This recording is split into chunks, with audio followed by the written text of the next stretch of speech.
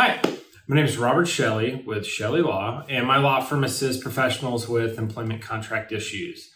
Today I'm going to talk about whether a company can force you to not work for a competitor. So, if you're working for an employer and you haven't signed an employment contract, or maybe some binding letter of intent that contains a non-compete, no, they can't stop you from working anywhere. In kind of a normal employment relationship with healthcare providers or sales, those are kind of the two industries where non-competes are, kind of normal. In the employment agreement, it's going to have a section called restrictive covenants. And those are things that kind of, the professional is prohibited from doing either during or after the contract ends. And so restrictive covenants could be a non-disparagement clause, a non-solicitation clause, and then more importantly, in this scenario, a non-compete. And so a non-compete stops the professional from working in a specific role within a specific amount of time within a specific geographic region. So you can't work, let's just say you're a doctor. The non-compete would most likely say you can't practice in your specialty for 1 year within 15 miles of your office location. That would be kind of a typical non-compete for a physician. In sales, it's generally larger than that because you're selling, any kind of sales professional is generally not selling within like a very tight area. It's larger. It could be half of a state. It could be an entire state. So non-competes for sales professionals usually are much broader than for healthcare workers. So you got to keep that in mind. Now, if you don't have an employment agreement and you're just in a position, maybe you had an offer letter or something like that that outlined the compensation, then no, they can't stop you from working anywhere after the contract ends. But if you've signed a non-compete as part of an employment agreement, or perhaps an independent contractor agreement, absolutely, the language in that contract can stop you from working a number of places.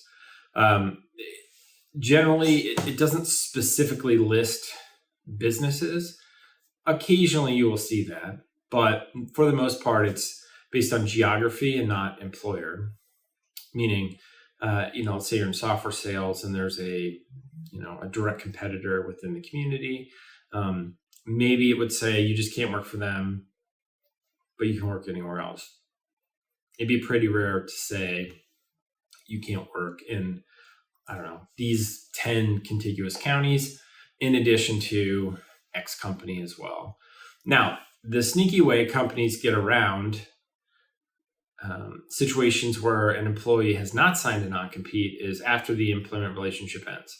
So either if the professional gives notice and says, hey, I'm leaving, or if the company, for whatever reason, decides to terminate the professional without cause, what they will normally do, if they are concerned about competitive behavior from that professional, is they may offer some kind of severance package.